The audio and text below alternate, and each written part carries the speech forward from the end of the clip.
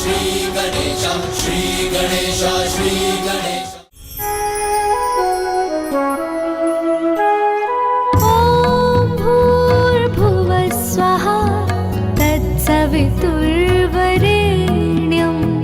भर्गो देवस्य धीमहि धियो यो नः प्रचोदयात्। ॐ भूर्भुवः गणेश जी, आपने मुझे मुक्त कराया है, इसके लिए आपका कोटि कोटि धन्यवाद। इस कार्य में मेरा मार्गदर्शन तो माँ ने ही किया था वेद माता, और अब आप लौट आई हैं, तो अब आपके वेद मंत्रों से संसार में पुनः अच्छाई का संचार होगा। आपने मेरी रक्षा की है प्रथम पूज्य गणेश जी, इसलिए अब आप ही मुझे ब्रह्मदेव को सौंपने का दायित्व निभाएं। ये मेरा आपसे विनम्र अनुरोध है।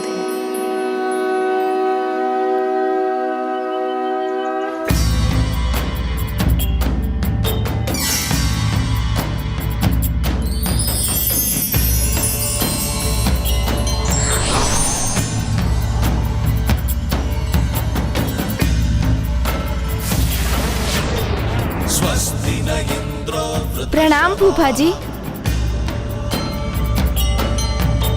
स्वस्ति न पूषा विश्ववेदाः,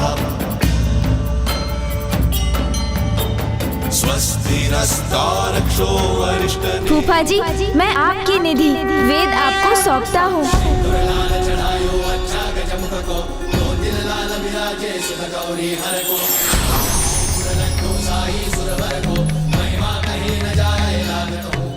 ये क्या हुआ? ये वेद भिन्न भागों में कैसे विभक्त हो गए? पुत्र, वेद विभक्त नहीं हुए। तुम्हारे और ब्रह्मदेव के हाथों में समग्र वेद है। पुत्र गणेश, आज तुमने वेदों को लुप्त होने से बचा लिया। आज के बाद ये वेद तुम्हारे हाथों में सदा के लिए स्थित रहेंगे।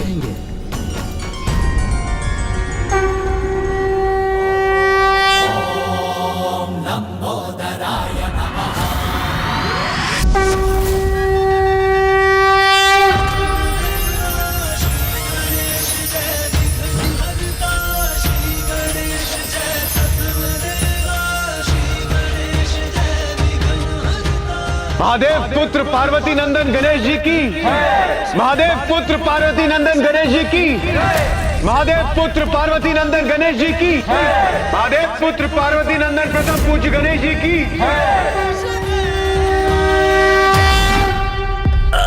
महाराज, महाराज रक्षा कीजिए, महाराज, महाराज रक्षा कीजिए, महाराज रक्षा कीजिए हमारी।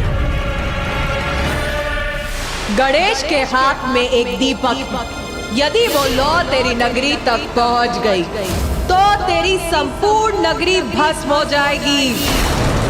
नष्ट हो गया मेरा नगर, मेरा साम्राज्य सब नष्ट हो गया।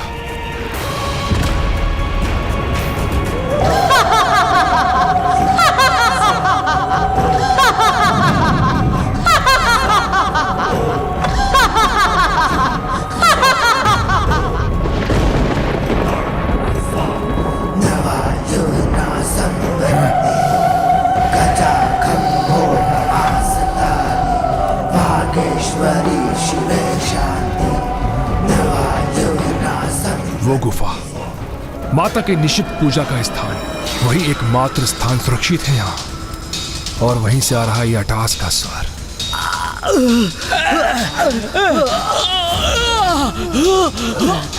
महाराज, महाराज रक्षा कीजिए, महाराज, महाराज रक्षा कीजिए, महाराज, महाराज रक्षा कीजिए, महाराज।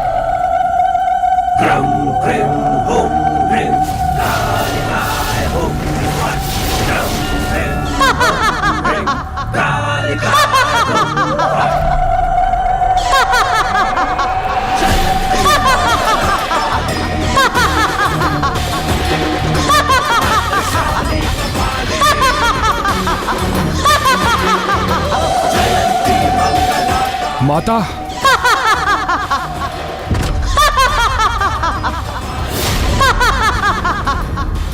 कैसी माता है आप? परम भक्त हूं मैं आपका, पूछता हूं आपको, किंतु आपके समक्ष एक बालक मेरा राज्य नष्ट कर गया, मेरा सर्वस्व भस्म हो रहा है और आप हटास कर मेरा उपहास कर रही है।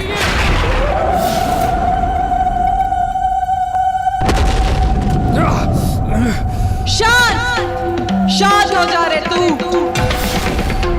मेरा बहुत बड़ा भक्त बनता है ना तू, और मैंने तुझे अपनी पूजा करने के लिए कहा था, और तूने मेरी पूजा की भी तो कौन सी?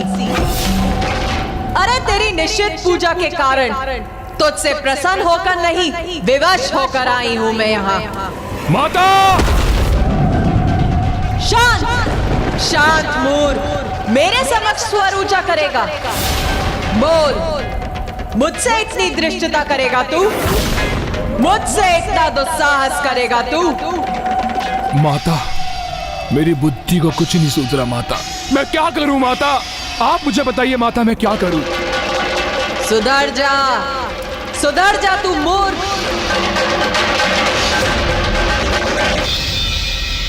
मुझे तो प्रतीत होता है दुर्गमासुर को अब तक अच्छाई की शक्ति का परिचय प्राप्त हो ही चुका होगा, तो अब तो वो सुधरने पर विवश हो ही गया होगा।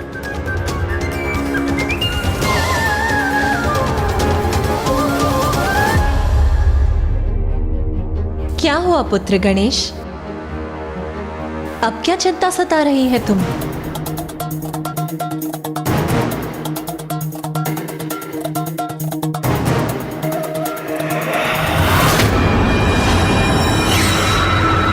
सुधर जाऊं मैं?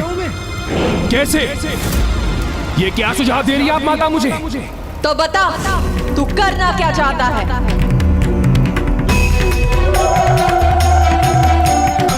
मुझे कुछ समझ नहीं आ रहा माता, मेरे पास तो कुछ भी शेष नहीं बचा। उस बालक ने मेरा सब कुछ नष्ट कर दिया माता, मैं टूट रहा हूं माता।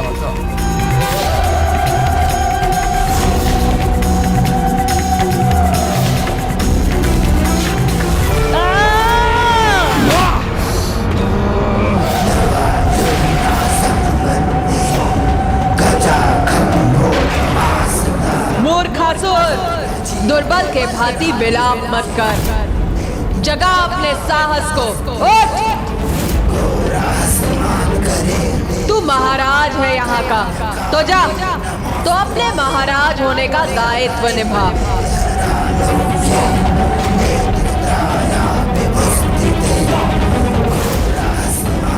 अब बता, क्या करना चाहता है तू?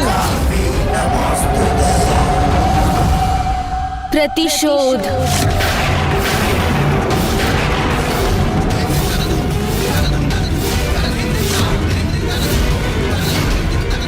प्रतिशोध? गणेश जी, आप ये क्या कह रहे हैं? जिस अवस्था में दुर्गमासुर है उसके लिए प्रतिशोध की कल्पना करना तो दूर, वो उसका साहस भी नहीं कर सकता।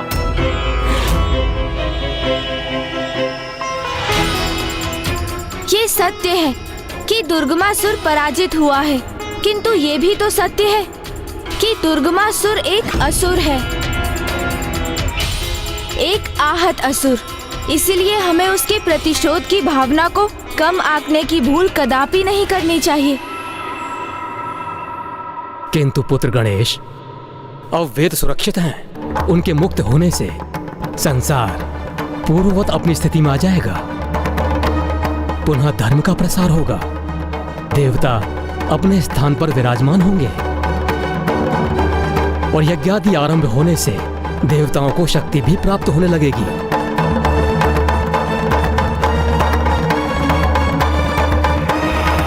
वेद की देवी देवताओं के निकट आ गई तो क्या हुआ? संसार में मैं अब भी अधर्म का प्रचार करूंगा, पुनः देवताओं को शक्तिशाली नहीं होने दूंगा मैं, उन्हें भविष्य प्राप्त ना हो इसलिए यज्ञ बाधित करूंगा मैं।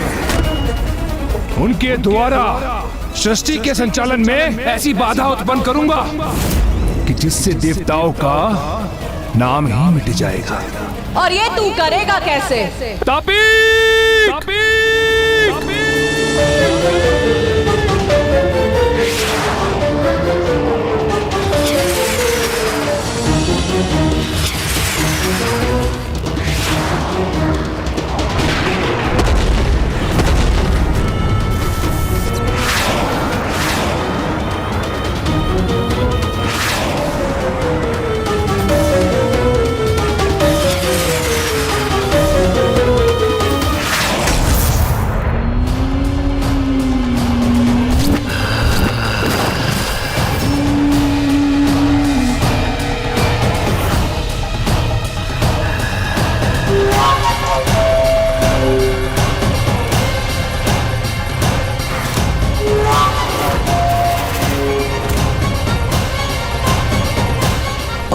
हमें बुलाया महाराज? अकाल,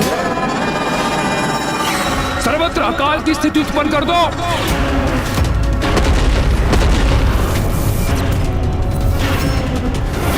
जो आज्ञा महाराज।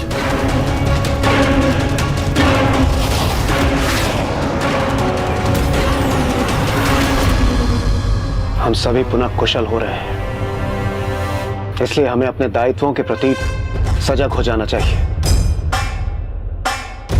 सप्तऋषि, आप यज्ञ आरंभ कीजिए। आपके यज्ञ से हम सभी को भविष्य की प्राप्ति होगी। वैदिक मंत्रों के उच्चारण से और यज्ञ की भविष्य से हम सभी को पुनः बल प्राप्त होगा और हम अपने कर्तव्यों को निभाने में सक्षम होंगे। मेरी किरणें संसार में ऊष्म ऊर्जा और प्रकाश प्रदान कर पृथ्वी पर जीवन का स्रोत बनेंगी, जिससे जीवन चक्र सुचारू रूप से क्रियाशील रहेगा।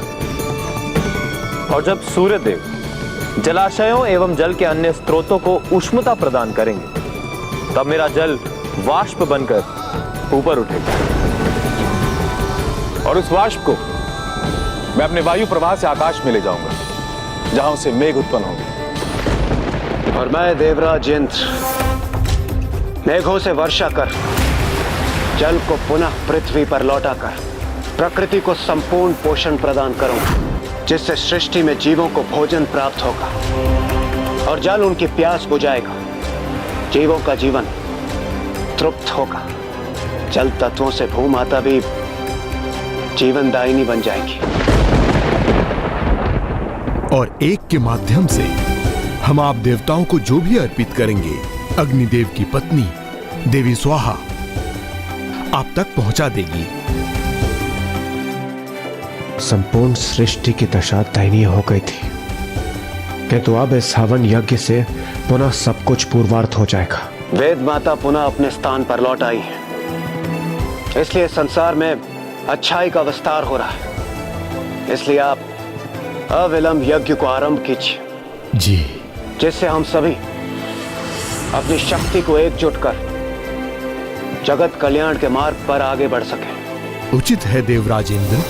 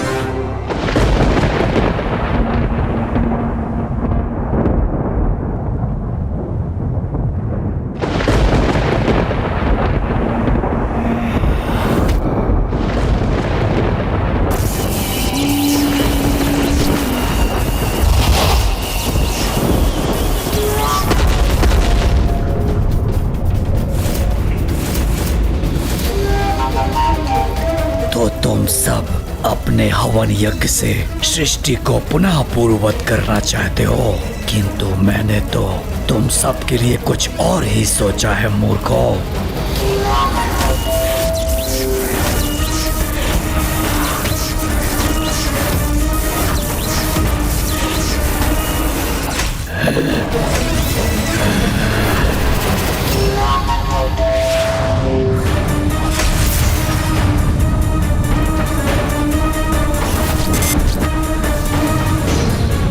सब कुछ सुखा दूंगा मैं यहाँ अकाल उत्पन्न करने आया हूँ।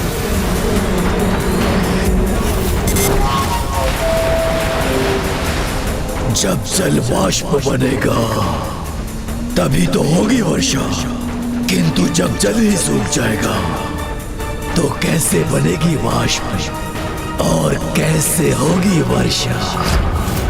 अपने अस्त्र से मैं संपूर्ण सृष्टि को सूखाग्रस्त कर दूंगा।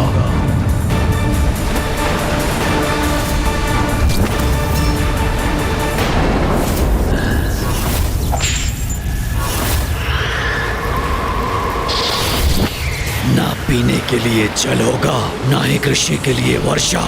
जल के सभी स्रोतों को सुखा दूंगा मैं।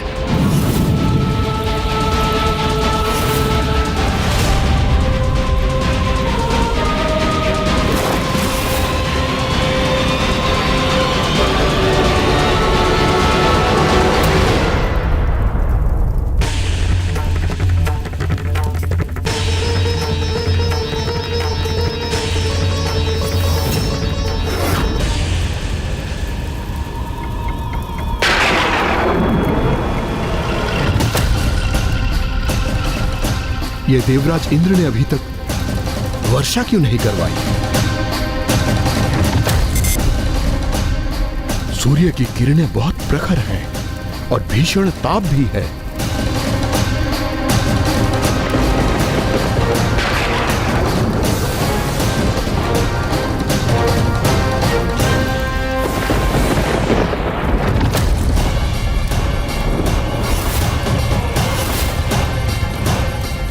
यज्ञ रोकिए, यज्ञ रोकिए।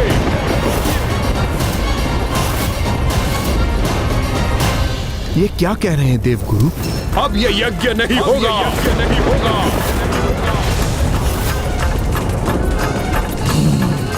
एक पंथ दो काज, इधर अकाल उत्पन्न किया मैंने और उधर इन ऋषियों का यज्ञ भी थम गया।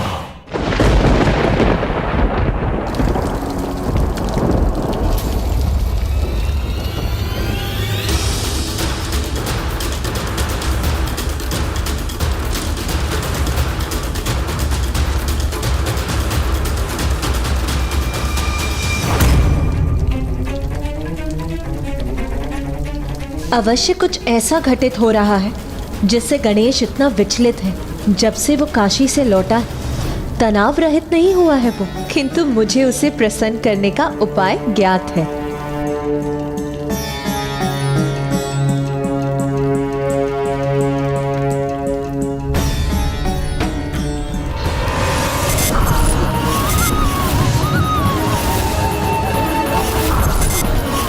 संपूर्ण सृष्टि में अकाल पड़ा है। सभी जीव जंतु त्राही त्राही कर रहे हैं। मुझे दुर्गमासुर से पूर्व उसके इस आतंक का अंत करना होगा, क्योंकि उसी के कारण हमारे सभी भक्तगण असहनीय पीड़ा और वेदना से त्रस्त होते जा रहे हैं। हम अपना यज्ञ रोक दें, किंतु क्यों देवगुरु?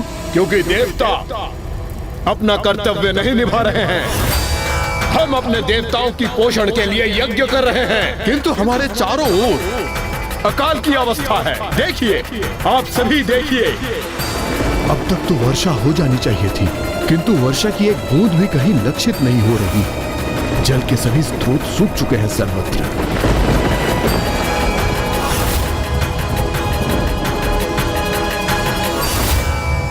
देवी स्वाहा को हमारे आहार हेतु यज्ञ से उत्पन्न होने वाली हविष लाने में इतना विलंब क्यों हो रहा है? ऐसा प्रतीत होता है कि जैसे यज्ञ रुक गया हो। ये क्या? देवता अपने कर्तव्य क्यों नहीं निभा रहे हैं? ये प्रश्न तो मुझे आपको पूछना चाहिए ऋषि भृगु। आप अपने कर्तव्य को क्यों भूल बैठे? वाह देवराज इंद्र, वाह!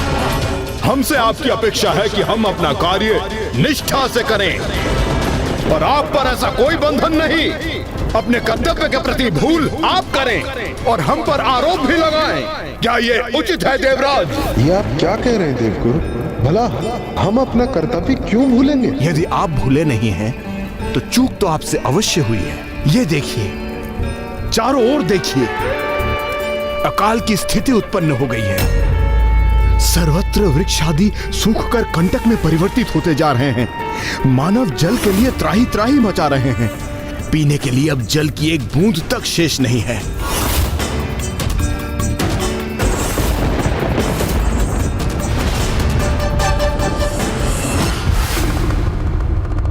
पुत्र,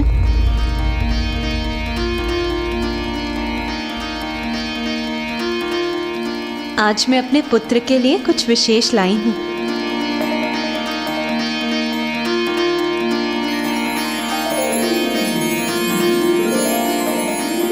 आज मैं ये मोदक तुम्हें अपने हाथों से खिलाऊंगी।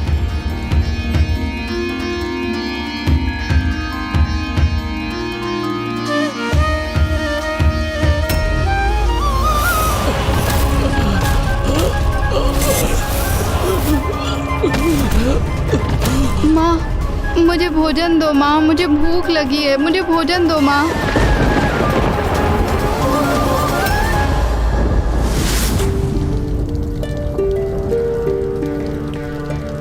गणेश, तुम्हारे नेत्रों में ये अश्रु कैसे?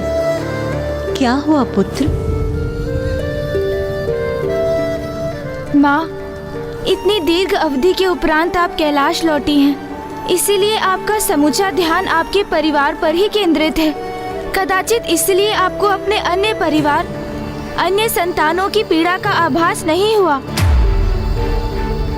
माँ, जब भक्त भूख से व्याकुल है तो मैं भोजन कैसे ग्रहण कर सकता हूँ? भक्त भूखा है अर्थात क्या शय है तुम्हारा पुत्र?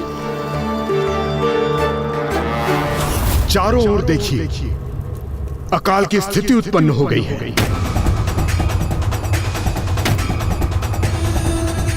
पेड़ पौधे सूख रहे हैं, लोगों में त्राही त्राही मच गई है, पीने के लिए एक बूंद पानी नहीं है।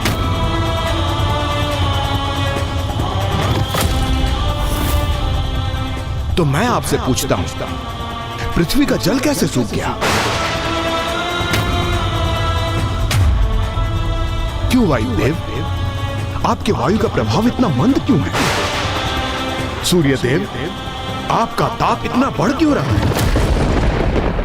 और इंद्रदेव, वर्षा करवाने का कार्य तो आपका है, तो आप उत्तर दीजिए, पृथ्वी पर वर्षा क्यों नहीं हो रही है? ये कैसे संभव है?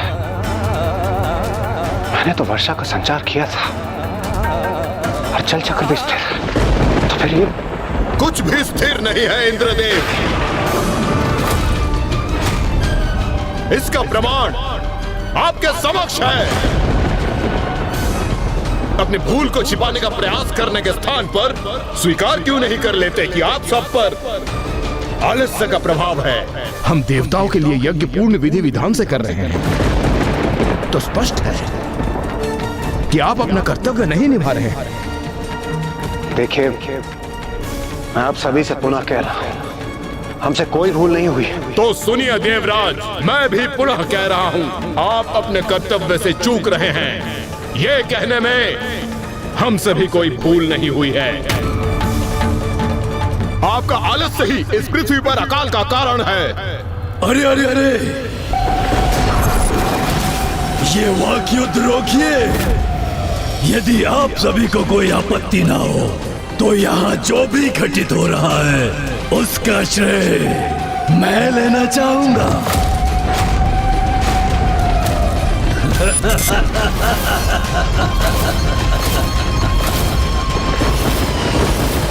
आप सभी देवता और ऋषिगण आपस में उलझे हुए हैं, किंतु सत्य तो यह है कि मैंने महाराज दुर्गमासुर के असुर तापिक ने उत्पन्न किया है सकाल को।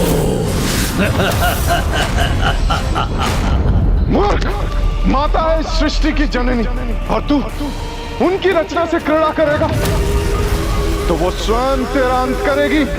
अच्छा, तो कहाँ है तुम्हारी वो माता? बताओ, और वो जहां भी हो, किंतु मुझे रोकने की क्षमता नहीं होगी उनमें।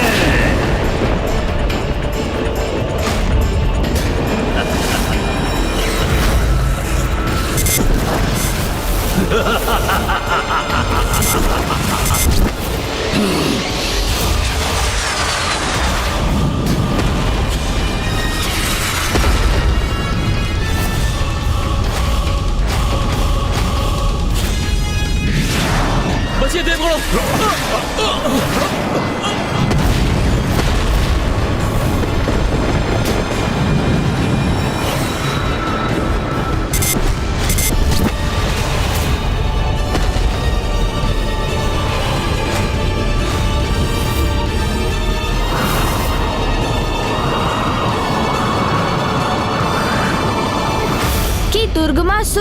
असुर है, एक आहत असुर। इसलिए हमें उसके प्रतिशोध की भावना को कम आंकने की भूल कदापि नहीं करनी चाहिए।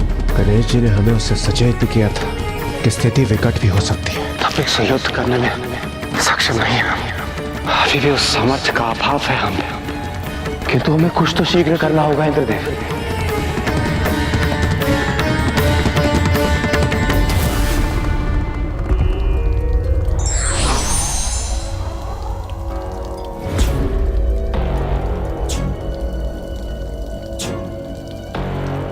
देवराज इंद्र, सूर्यदेव, आप सभी देवता यहाँ, और वो भी ऐसी दुर्बलता की अवस्था में। कुमार कार्तिक, गणेश जी का अनुमान उचित था। उस दुर्गमासुर ने अपनी असुरी प्रवृत्ति का परिचय एक बार पुनः दिया है। उसने पुनः हम पर और सृष्टि पर संकट उत्पन्न किया। दुर्गमासुर के असुर तापिक ने सर्वत्र अकाल उत्पन्न कर रखा है माता, जिससे सृष्टि के सभी प्राणी त्राही त्राही कर उठे। जल जीवन होता है माता, किंतु मेरा समस्त जल सूख गया है। जलहीन पृथ्वी पर समस्त प्राणी मृत्यु को प्राप्त हो रहे हैं। यदि यही अवस्था रही तो संसार प्राणियों से रिक्त हो जाएगा माता।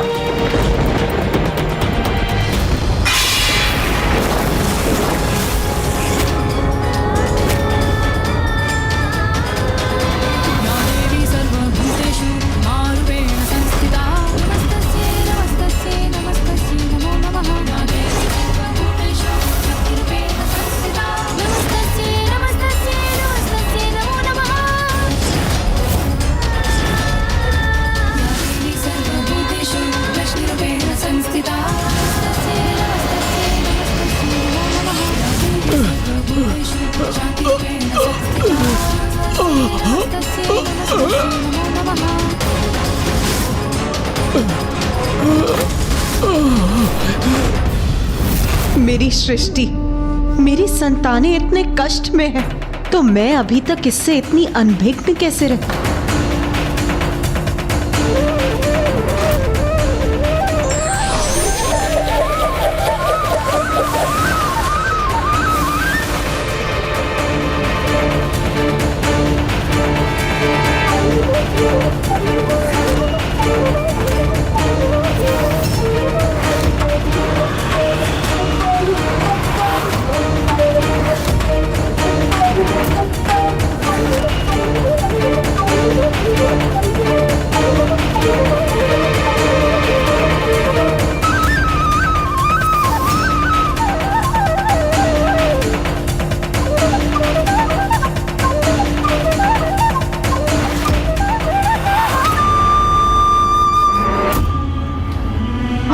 प्रभु,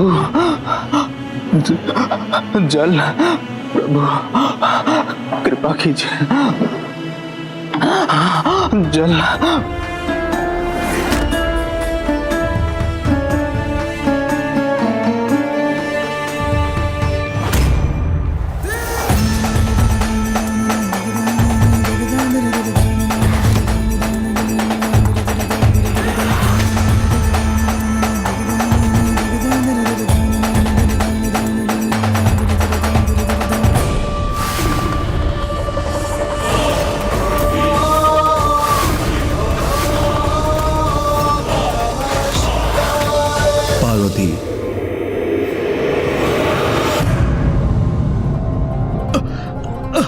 रक्षा करो माता।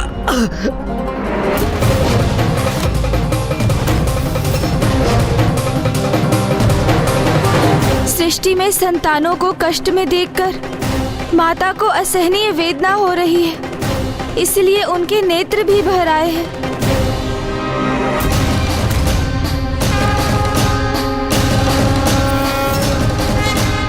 हाँ गणेश, माता के सभी नेत्रों में अश्रु छलक आए हैं।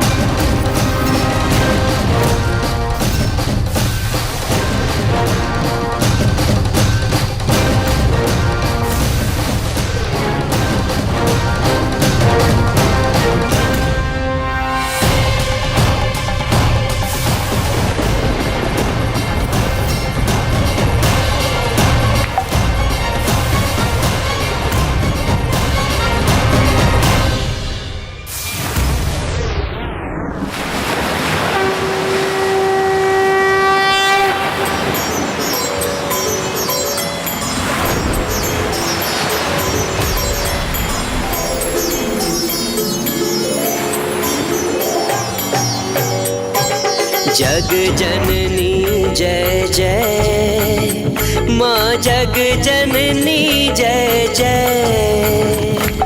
भयहारिणी भवतारिणी, भयहारिणी भवतारिणी, भवभामिनी जय जय, माँ जग जननी जय जय।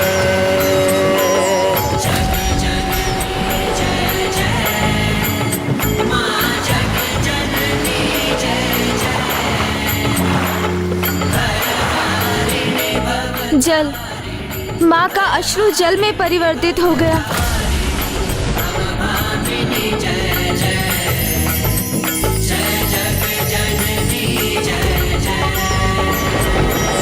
तू ही सच्चित सुखमय शुद्ध ब्रह्म रूपा,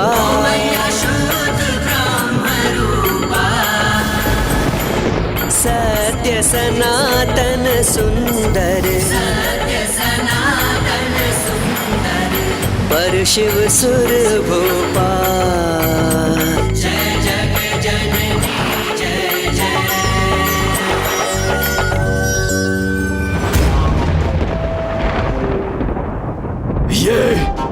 ये क्या हो रहा है पृथ्वी पर? ये जलधाराएं कैसे उत्पन्न हुई? ये संसार में हरियाली फिर से कैसे छा रही है? मेरे रहते हुए किसने किया है ये? मैं ये कदापि नहीं होने दूंगा। तापिक हूं मैं, अपने ताप से सबको सुखा दूंगा। तापिक!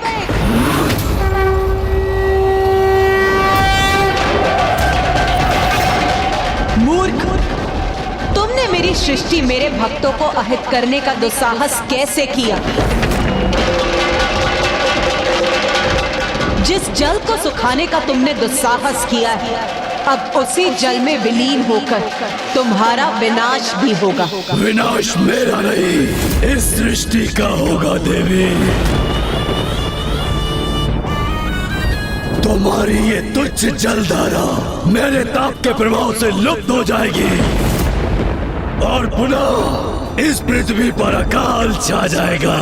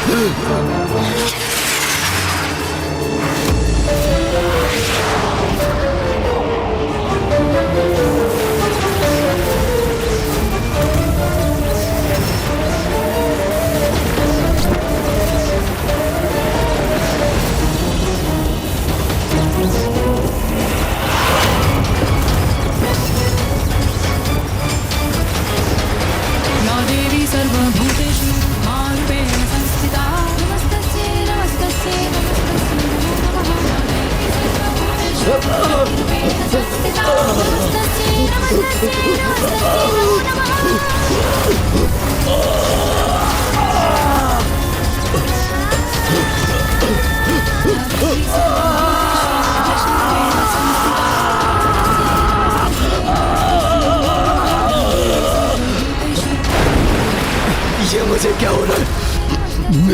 मेरे ताप से जल तो नहीं सूख रहा है, किंतु मुझे क्षति पहुंच रही है इस जल में। मुझे बाहर निकलना होगा।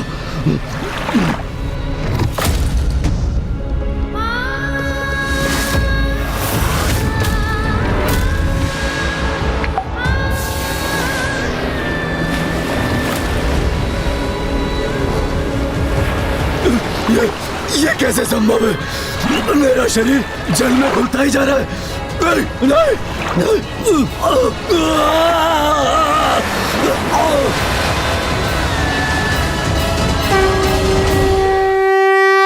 माता के अश्रु भी जब छलकते तो सृष्टि की रक्षा ही करते हैं। धन्य है माता, धन्य है।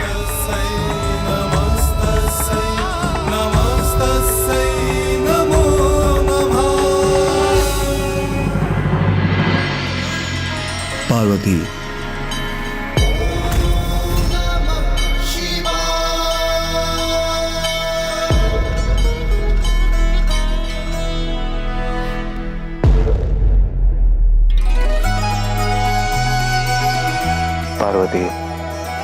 तुम्हारे अश्रु से सृष्टि पुनः जल से परिपूर्ण हो चुकी है, इसलिए अब तुम्हारे रुदन को रोकने का समय आ गया है।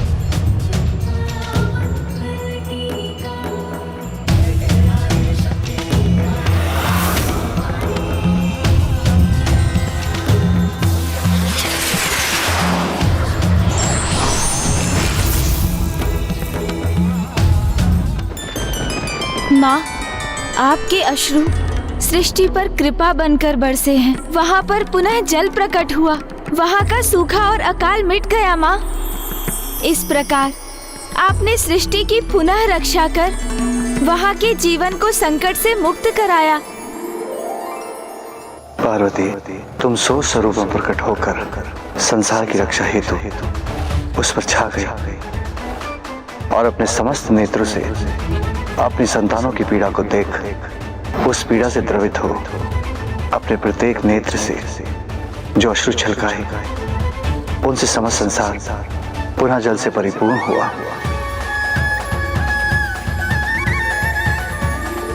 इसलिए तुम्हारे इस अवतार को सभी नए नाम से जानेंगे। तुम माता शताक्षी के नाम से विख्यात हो। शताक्षी अर्थात जिनके 100 नेत्र हो।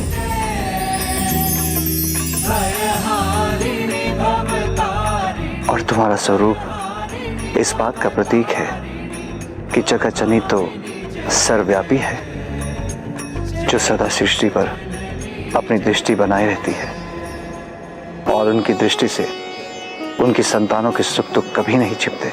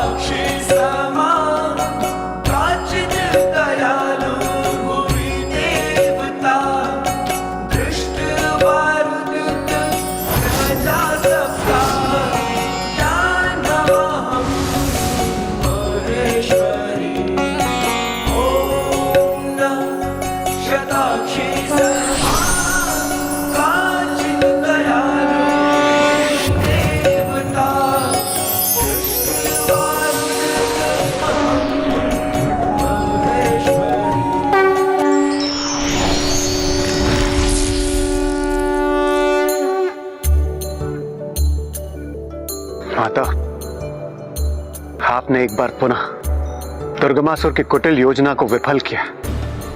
आपका कोटि कोटि धन्यवाद। माता, आपकी कृपा से सृष्टि का अकाल मिट गया है। आपके जल के प्रवाह से सृष्टि एक बार पुनः सुख समृद्धि और शांति से भर गई है। सूर्यदेव, सुख शांति पुनः बाधित होने वाली है।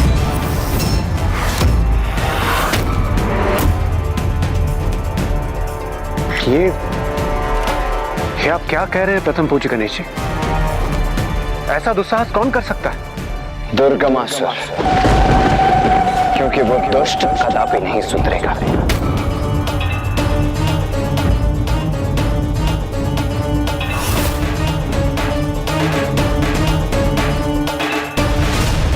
गरल तराल, गरल तराल, गरल तराल।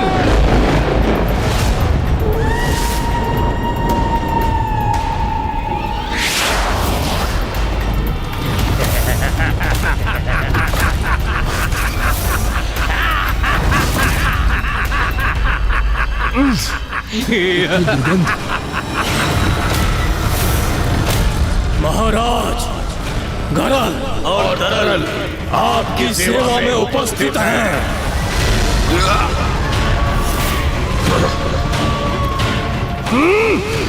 वहीं रुको दोनों, तुम्हें आगे आने की आवश्यकता नहीं है। रुको, जाओ जाओ, शीघ्र जाओ और संसार को संक्रामक रोगों से प्रभावित कर दो। जो आज्ञा। तापिक तो मेरे महान अस्त्रों में से एक था, उसे नष्ट किया तो क्या किया। अभी गरल तरल भेजे हैं मैंने, देवी पार्वती। अब देखना, आपकी ये सृष्टि, आपके प्रिय भक्त ऐसे घातक रोगों से ग्रस्त होंगे कि उनके कष्ट दूर करने के लिए आपको स्वयं इस सृष्टि को भस्म करना ही होगा।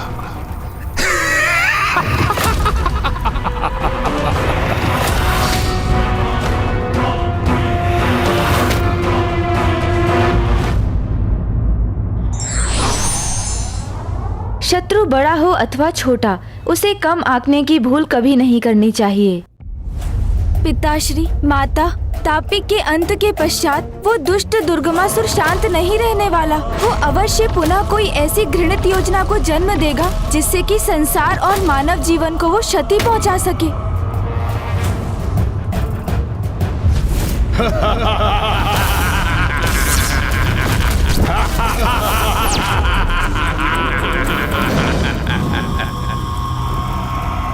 जाओ जाओ, शीघ्र जाओ और संसार को संक्रामक रोगों से प्रभावित कर दो।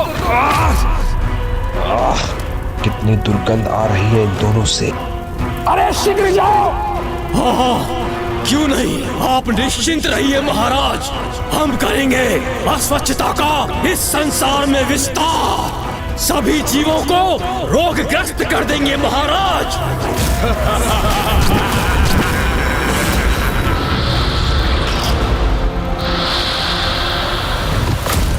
जब पृथ्वी पर फैलेगी महामारी तो देवताओं पर भी पड़ेगी ये बहुत भारी।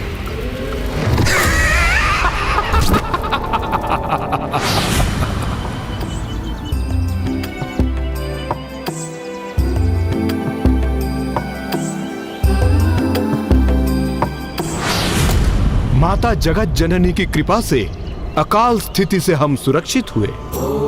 माता की कृपा संपूर्ण सृष्टि पर बरसी और हमें निर्मल जल उपलब्ध हुआ।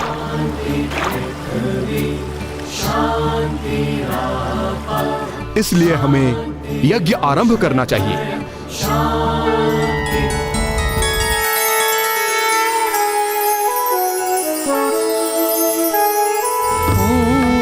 भूर्भुवः स्वः तत्सवितुर्वरेण्यं भर्गो देवस्य धीमहि धियो यो नः प्रचोदयात्। ॐ भूर्भुवः स्वः तत्सवितुर्वरेण्यं ॐ भूर्भुवः स्वः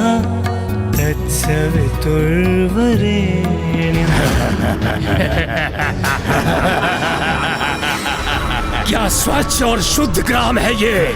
क्यों ना यहीं से आरंभ करें, इसे ही अशुद्ध बनाएं। अवश्य हम यहीं आरंभ करेंगे, किंतु हम रोग फैलाने की शक्ति का प्रयोग तभी कर सकते हैं जब हमें कहीं कुछ अस्वच्छता दिखे।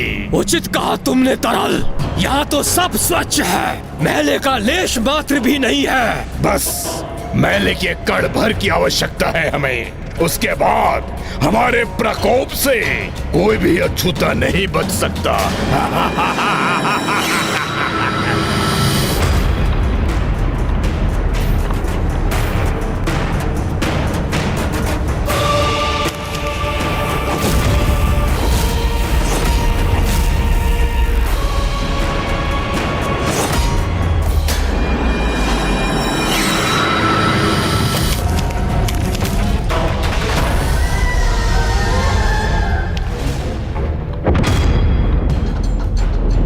अच्छाई के मध्य बुराई कहीं न कहीं छुपी होती है, उसी प्रकार स्वच्छ जनों के मध्य कोई न कोई अस्वच्छ अवश्य होता है। जो अस्वच्छता का विस्तार करता है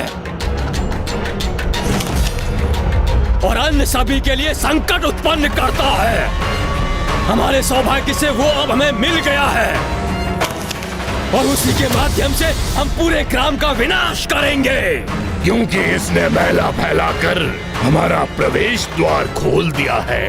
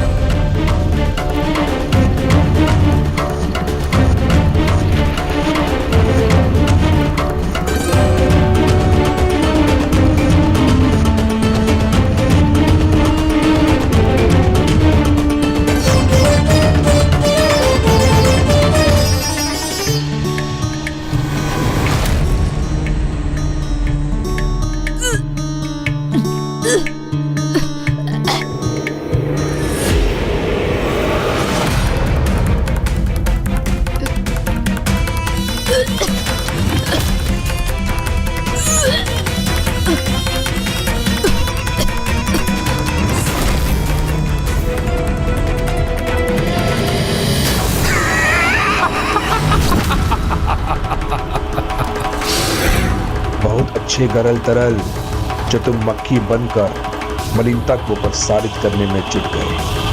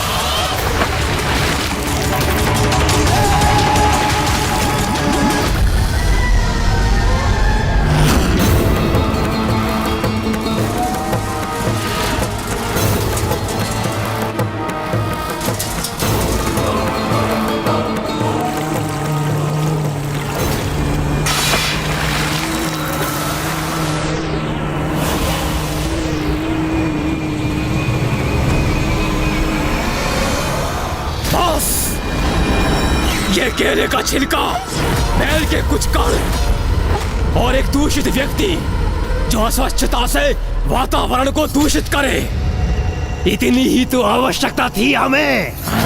मैला फैलाना तो मनुष्य की पुरानी प्रवृत्ति है। इस प्रकार न्योता देते हैं मनुष्य अपने विनाश का। देखा कैसे हमने मशिकाओं और मच्छरों के माध्यम से इस ग्राम को रोगग्रस्त कर दिया। अब यहाँ सब अस्वस्थ होंगे।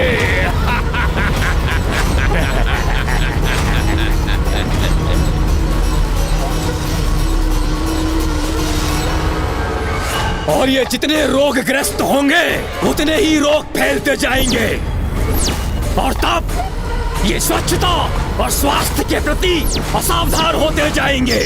अब ये मैला और गंदगी और रोग दूर दूर तक फैल रहे हैं। जैसे जैसे इन रोगी ग्राम वासियों का मल जैसे जैसे पृथ्वी के अंदर जाएगा, पेड़ पौधे और वनस्पतियों को विषैला कर देगा।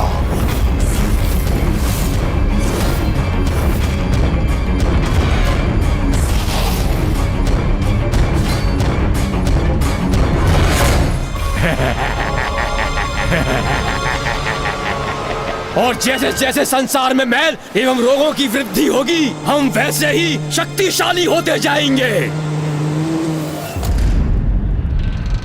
दुर्गमासुर के असुर तीव्रता से मनुष्यों को अपनी महामारी का ग्रास बना रहे हैं। ऐसी प्राणघातक महामारी में जहाँ सभी रोगग्रस्त हो रहे हैं, ऐसे में उनकी सहायता कौन करेगा?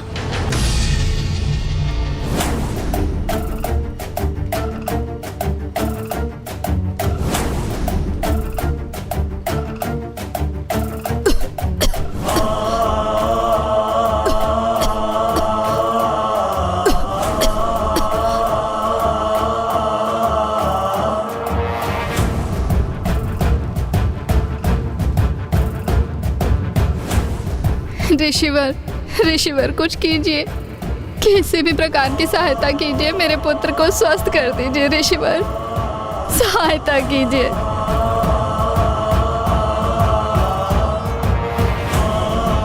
ये औषधि इस बालक को दे दीजिए।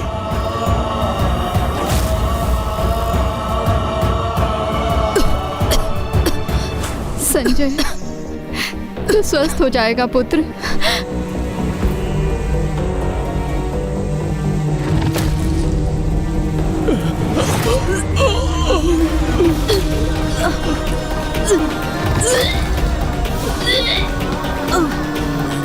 यहाँ तो महामारी का प्रकोप है, सारे ग्रामवासी रोग के चपेट में है।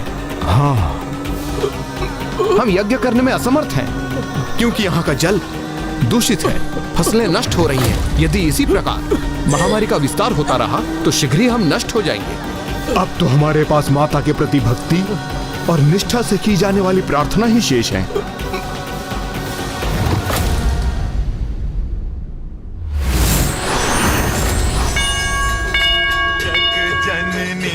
जय जय मां जग जननी जय जय भयहारिणी भवतारिणी भयहारिणी भवतारिणी भवभामिनी जय जय जय जग जननी जय जय जय जननी जय जय मां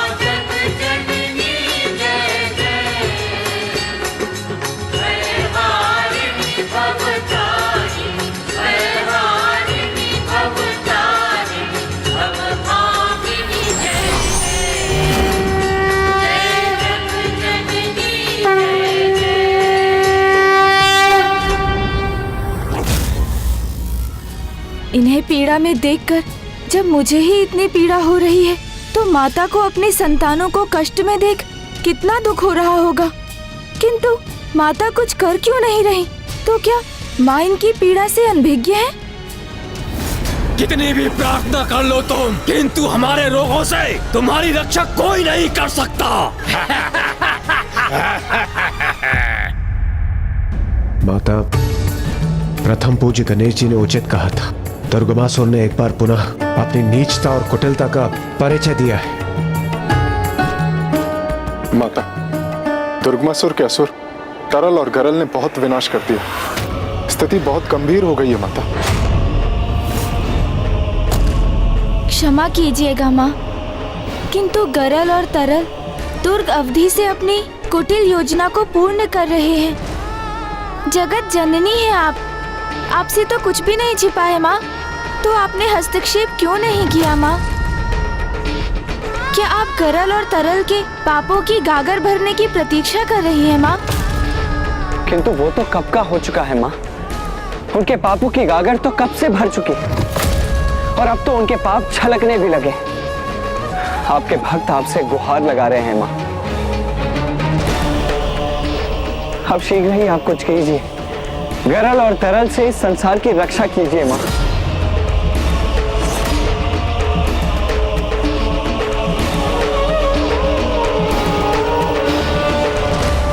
नहीं, नहीं।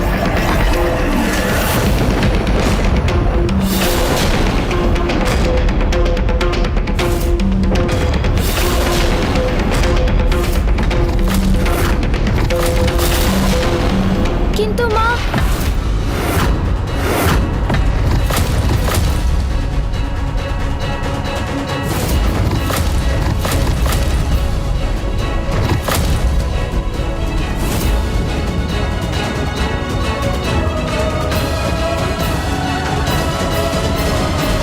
तो रुको गणेश।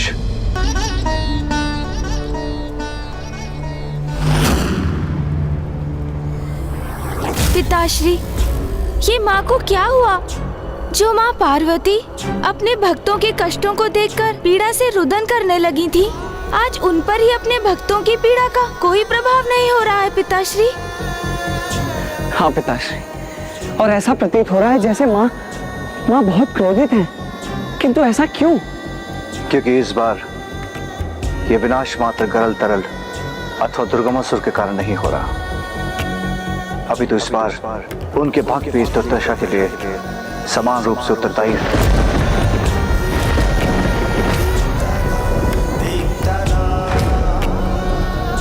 वो कैसे पिताश्री?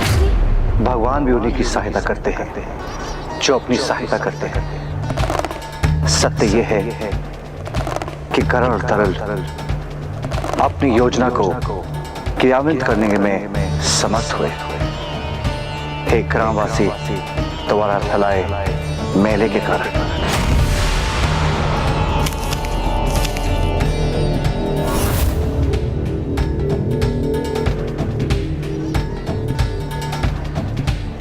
संसार पे छाए संकट का कारण है मैला। मैला फैलाकर जो अस्वच्छता का विस्तार करते हैं, उनके लिए ईश्वर भी कुछ नहीं कर सकते। जहां ज्येष्ठा का वास होता है, वहीं अधर्म और तामसिक प्रवृत्तियों का बोलबाला होता है।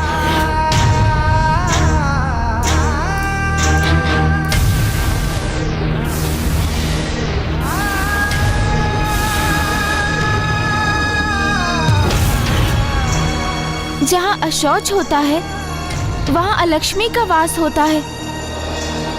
ये मुझे मामा जी ने बताया था पिताश्री। और ये नियम मात्र मनुष्य पर नहीं, अभी तो देवी देवताओं पर भी लागू होता है। जहां शौच नहीं, जहां पवित्रता नहीं, जहां मैला है, वहां पर देवी पार्वती, देवी लक्ष्मी, देवी सरस्वती का वास हो ही नहीं सकता। वहां पर उनकी कृपा भी नहीं हो सकती। किंतु महादेव, यदि माता पार्वती ने कुछ नहीं किया तो उनके भक्त रोगग्रस्त होते रहेंगे और उनकी मृत्यु भी संभव। और ये हम होते कैसे देख सकते हैं महादेव? तो क्या हम कुछ नहीं कर सकते पिताश्री? क्या हमें ऐसे ही हाथ पर हाथ धरे बैठे रहना होगा? नहीं भैया, हम अवश्य कुछ कर सकते हैं।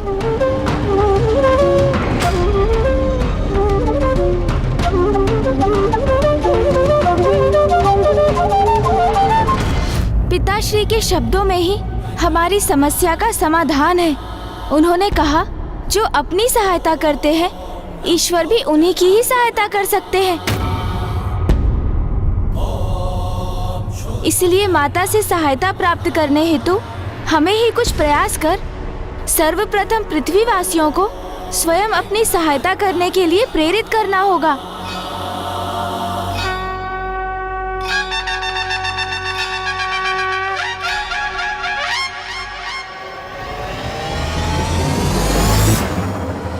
ऋषिवर, कृपा करके मुझे उत्तर दीजिए। क्या हम सब लोग निराश हो जाएं? हमने पूर्ण भक्ति भाव से माता की स्तुति कर अपनी रक्षा की गुहार लगाई है ऋषिवर, उनका आह्वान किया है। तो फिर क्यों माता हमारी पुकार नहीं सुन रही है? क्यों हमें दर्शन देकर हमारे कष्टों को दूर क्यों नहीं कर रही है ऋषिवर? उत्तर दीजिए। यदि ऋषिवर ही निरुत्तर होंगे तो हम सभी साधारण मनुष्य भला क्या कर सकते हैं? चलो सभी, अब कोई नहीं सुनेगा हमारी गुहार। चलो चलो।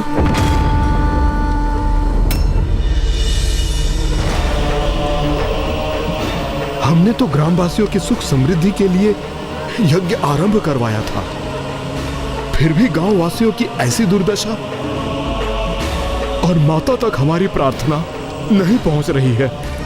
तो क्या हमसे ही कोई भूल हुई है? बहुत बड़ी भूल हुई है आपसे।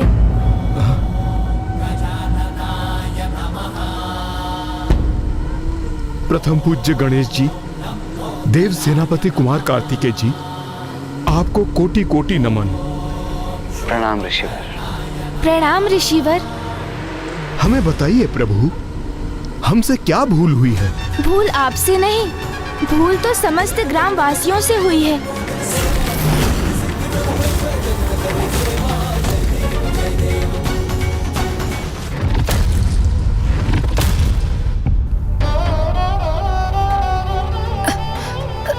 माँ।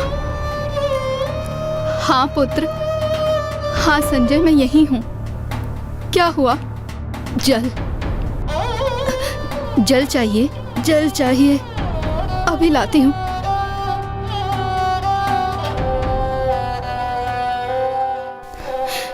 जल, जल तो नहीं है। पुत्र, क्षण भर प्रतीक्षा करो, मैं अभी कुएं से जल भरकर लाती हूँ। हाँ।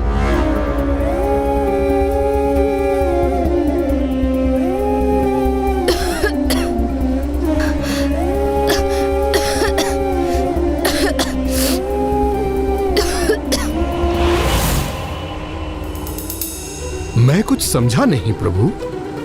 ग्रामवासी तो किसी महामारी की चपेट में आकर अस्वस्थ हैं।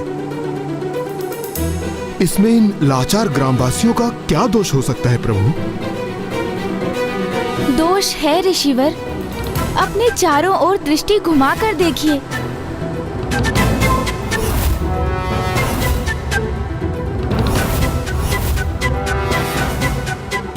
कैसी अशौच की अवस्था है यहाँ पर। यदि यहाँ के निवासी अस्वस्थ हुए हैं तो स्वयं अपनी अस्वच्छता के कारण। आप सभी माता का आवाहन तो कर रहे हैं, किंतु स्वयं सोचकर देखिए, जहाँ स्वच्छता नहीं है वहाँ माता का वास कैसे हो सकता है? माता की कृपा संभव कैसे है? तो आप ही हमारा कोई मार्गदर्शन कीजिए प्रभु। हम करें तो करें क्या?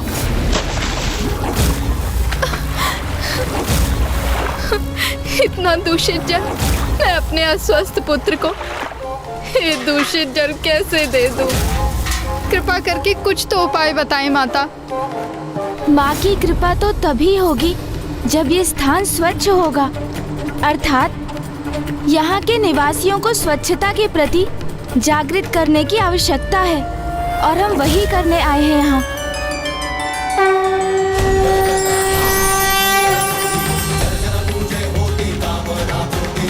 आइए भैया, महामारी से पीड़ित सभी भक्तों को हमें सर्वप्रथम स्वच्छता का महत्व बताना होगा। तत्पश्चात गरल तरल जैसे महामारी प्रसारित करने वाले मलिन असुरों को हमें उचित पाठ भी पढ़ाना है। आइए।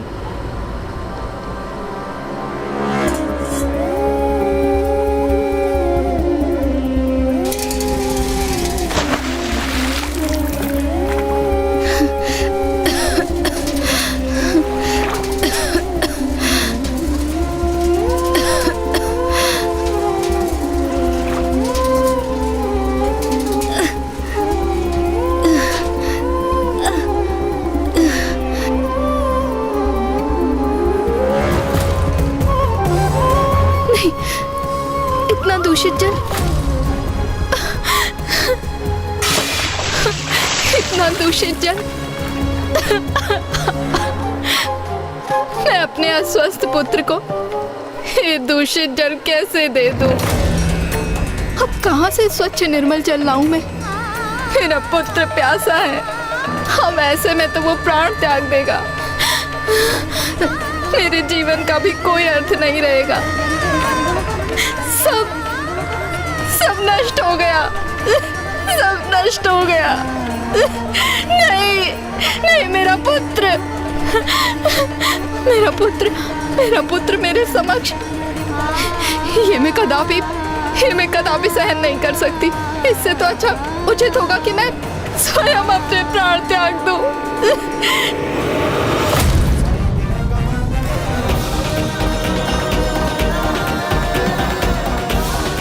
स्वयं अपने प्राण त्याग दूंगी।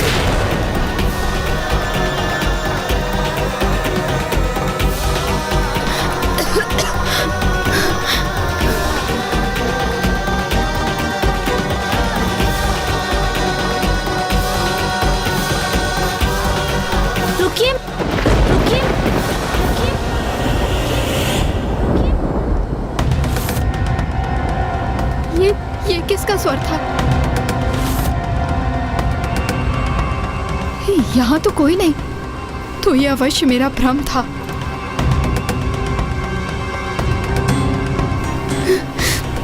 भैया, समस्या बड़ी हो अथवा छोटी, हमें निराश नहीं होना चाहिए, क्योंकि प्रत्येक समस्या का कोई ना कोई समाधान अवश्य होता है। कौन है ये?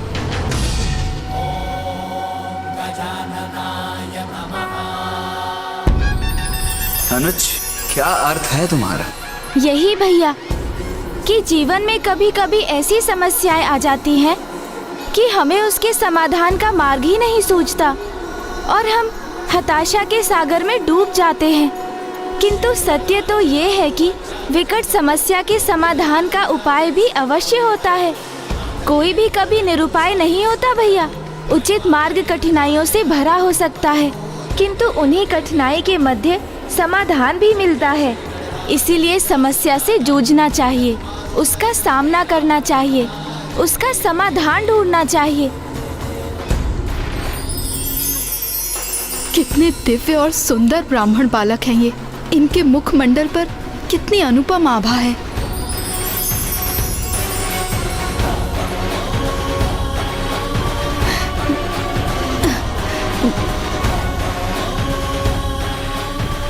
कौन हैं आप दोनों? माता, हम ब्राह्मण बालक हैं। मेरा नाम गुणेश है और ये मेरे अग्रज कृतेश जी हैं। प्रणाम। हम यात्रा करते समय आपके ग्राम पहुंच गए और हमें यहाँ से आगे जाना है, किंतु माता, हम प्यासे हैं। क्या हमें आपके ग्राम के इस कुएं से जल प्राप्त हो सकता है? इन पथिकों को मैं दूषित जल पीने के लिए कैसे दे सकती हूँ? जल? तुम भी कैसा अनुरोध करते हो अनुज? माता हमारे लिए जल थोड़ी ना निकालेंगी, वो तो हम स्वयं भी निकाल सकते हैं ना।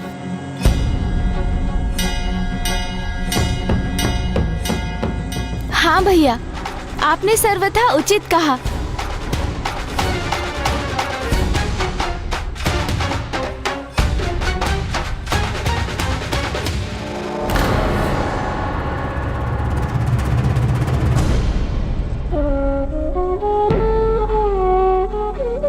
माता, मुझे कुएं तक जाने का मार्ग दीजिए।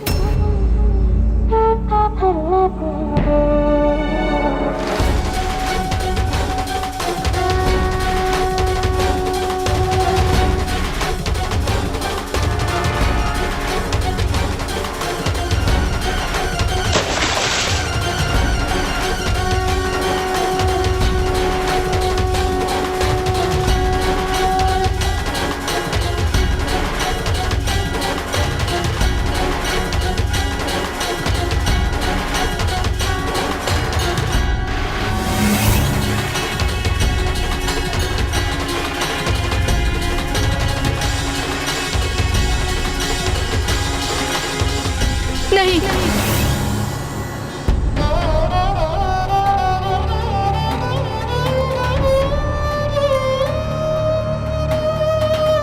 क्या हुआ माता? उस जल का पान मत कीजिए ब्राह्मण देवता। दूषित है ये जल। यदि आप इसका पान करेंगे तो आप भी अस्वस्थ हो जाएंगे। ये तो सत्य है, ये जल तो वास्तव में बहुत दूषित है। हमारे ग्राम में महामारी फैली हुई है ब्राह्मण देवता। यहाँ पे सभी अस्वस्थ हैं। भोजन, जल सब दूषित हो गया है ब्राह्मण देवता। सब नष्ट हो गया है। मेरा पुत्र संजय, वो भी रोगग्रस्त होकर बहुत कष्ट में है। उसे भी बहुत प्यास लगी है। मैं यहाँ पे जल लेने आई थी, पर ये जल दूषित है। मैं कैसे अपने बेटे को ये जल पिलाऊं? तो क्या इसीलिए आप इतनी व्याकुल हैं माता?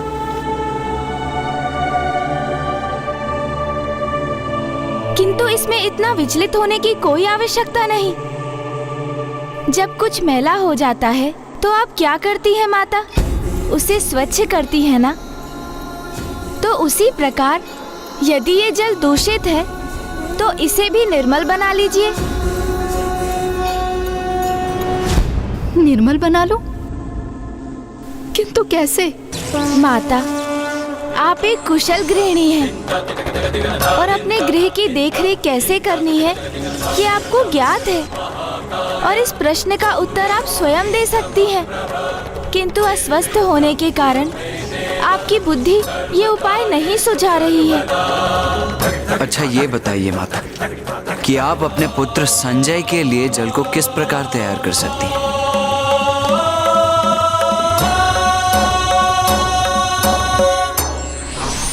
जल को उबालकर उसे छानकर।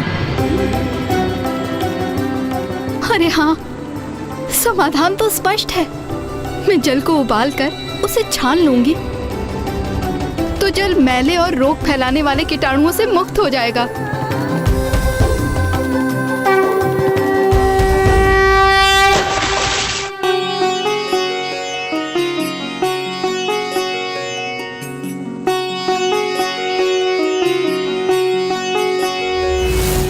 संकट के मेघ जब धरती पे छाए, ऐसी घड़ी में बस गजानन बचाए।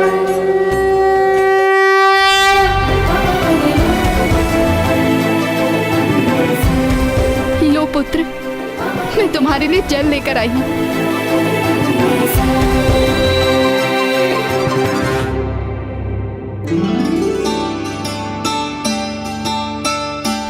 माँ, आपको भी प्यास लग रही होगी ना? आप भी जल ग्रहण कर लीजिए ना।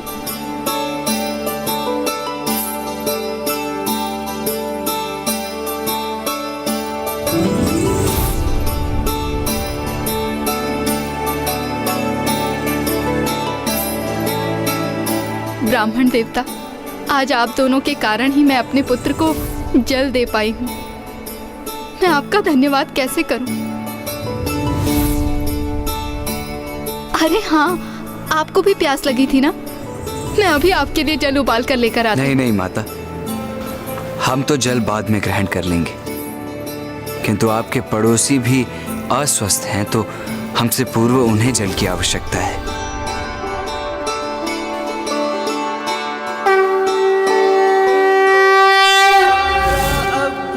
अस्वच्छ मंगल मूर्ति, स्वच्छता बिना कैसे हो रोगों से मुक्ति।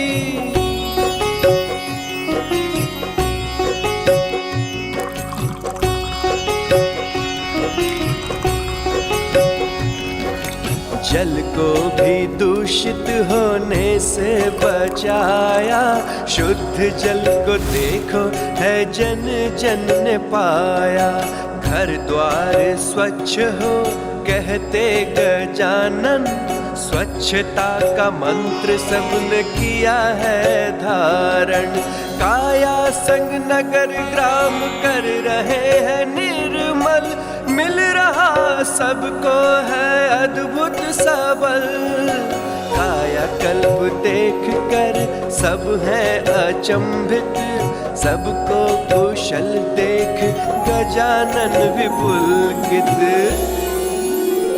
आपके समझाने पर सभी ग्रामवासी एक दूसरे को स्वच्छ जल प्रदान करके उनकी सहायता कर रहे हैं और पुनः स्वस्थ हो रहे हैं।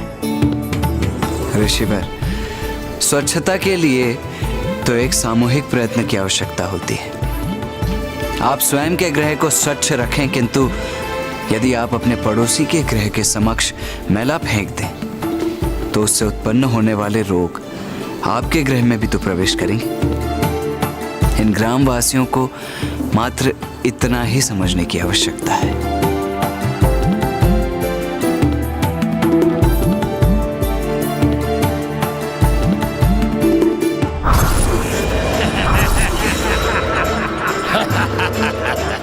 सब कुछ हमारी योजना के अनुसार ही हो रहा है।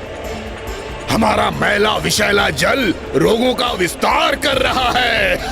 हाँ तरल, जब तक बेला रहेगा हम फलते फूलते रहेंगे और आलस्य के अवगुण के कारण यहाँ के वासी अपने स्थान को कभी स्वच्छ नहीं करेंगे। इसलिए हमारी योजना सफल होकर रहेगी। ब्राह्मण देवता, आप दोनों हमारे ग्राम में एक वरदान के जैसे आए हैं। आपके आगमन के साथ ही हम सभी स्वस्थ होने लगे हैं। कृपा करके बताएं कि हम आपके लिए धन्यवाद स्वरूप क्या करें। माता, हमने तो कुछ भी नहीं किया है। जो कुछ किया है आपने तो स्वयं किया है और आगे भी करना होगा। हम तो मात्र यहाँ पर आपका मार्गदर्शन करने आए हैं। स्वच्छता एक दैविक गुण है और आपका ये ग्राम दैविक प्रभावों से इसीलिए रिक्त है क्योंकि यहाँ स्वच्छता का अभाव है। अस्वच्छता से रोगों का विस्तार होता है। आप स्वयं अपने नेत्रों से देख लीजिए इस ग्राम में स्वच्छता की क्या स्थिति है। तो आप सब रोगों से मुक्त कैसे रहेंगे?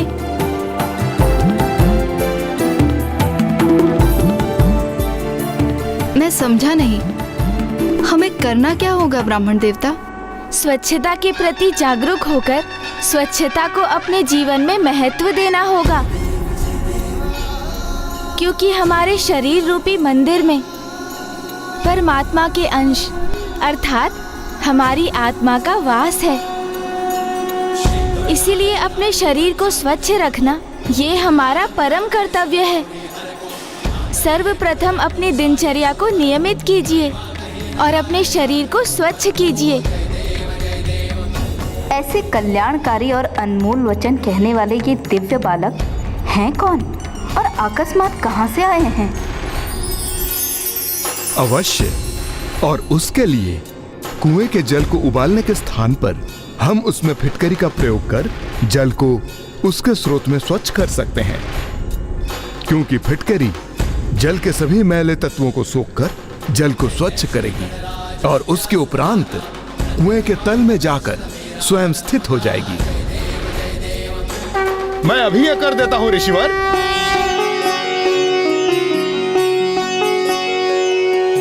संकट के मेघ जब धरती पे छाए, ऐसी घड़ी में बस गजानन बचाए। स्वच्छता का ज्ञान देने को है आए, जन जन को देखो है गणपति भाई। अब कुएं का जल पूर्ण रूप से स्वच्छ हो गया। कुएं का जल पूर्ण रूप से स्वच्छ हो गया। जल स्वच्छ हो गया। जल स्वच्छ हो गया। अब हम कुएं के जल का पान कर सकते हैं। अब आप सभी जाइए और उस कुएं के स्वच्छ जल से स्नान कर लीजिए। शुद्ध जल को देखो है जन जन ने पाया, घर द्वार स्वच्छ हो कहते गजानन। स्वच्छता का मंत्र सबने किया है धारण, कायाकल्प देख कर सब है अचंभित, सबको कुशल देख गजानन विपुलकित। अब शरीर तो स्वच्छ हो गए, किंतु जहाँ शरीर का वास है अर्थात आपका गृह, उसे भी तो स्वच्छ बनाइए। फिर जिस स्थान पर आपका गृह है अर्थात आपका ग्राम और नगर, उसे भी तो स्वच्छता प्रदान कीजिए। सर्वप्रथम आप सभी अपने गृहों में गौमूत्र छिड़किए, फिर अहाते पर गौ माता का गोबर लीपिए, जिससे आप सभी के गृह कीटाणु रहित होंगे और वहाँ की सभी नकारात्मक प्रवृत्तियों का नाश होगा।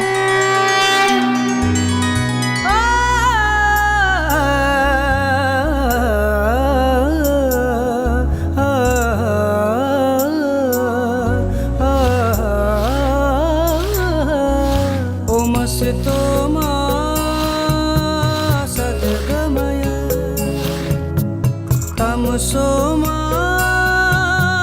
ज्योतिर्गमया मृत्युर्मा मृतंगमया। ओम शांति। हमारे पास तो तनिक भी गौमूत्र शेष नहीं रहा। ओम जयंती मंगला काली भद्रकाली कपालिनी जानकी दुर्गा क्षमा शिवा धात्री स्वाहा स्वधा नमोस्तुते। क्या हुआ जानकी? वो मेरे पास मेरे गृह को शुद्ध करने और कीटाणु रहित करने हेतु पर्याप्त मात्रा में गौमूत्र नहीं है। तुम चिंता मत करो जानकी, मैं अपने गृह को शुद्ध कर चुकी हूँ और मेरे पास अतिरिक्त गौमूत्र शेष है। तुम ये ले लो।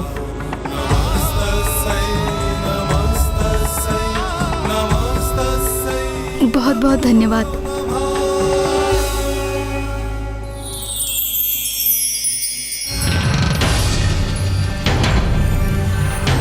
माँ, नहीं नहीं, ये मात्र मेरा भ्रम है। माँ ने तो यहाँ आने से मना कर दिया था। भैया, इस पवित्र लेप से इस ग्राम के गृह शुद्ध हो रहे हैं, किंतु अब इस स्वच्छता से गरल और तरल को कष्ट पहुंचेगा। ये कैसी दुर्गंध है?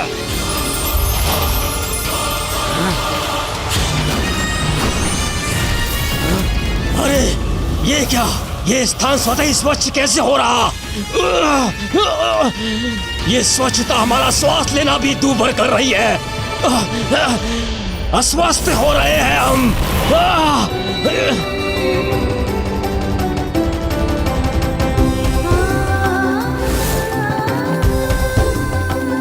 प्रभु, हम सब भी इस कार्य में सहायक बनना चाहते हैं। हमें भी कोई कार्य सौंपिए ना। तुम सभी बालकों के लिए एक अत्यंत विशेष कार्य है मेरे पास। सर्वप्रथम इस ग्राम पर मंडराने वाले कीटाणुओं को नष्ट करना होगा।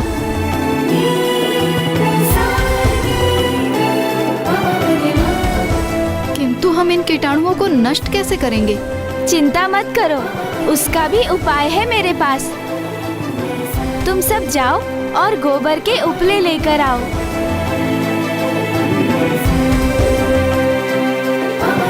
इस ग्राम की स्वच्छता तो हो गई, किंतु जो मैला ग्राम के मार्ग में स्थापित है, उसका क्या करें?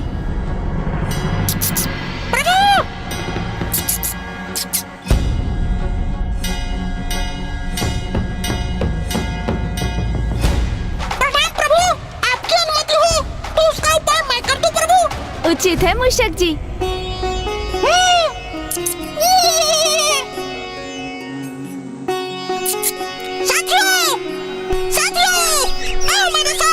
संकट के मेघ जब धरती पे छाए, ऐसी घड़ी में बचाए।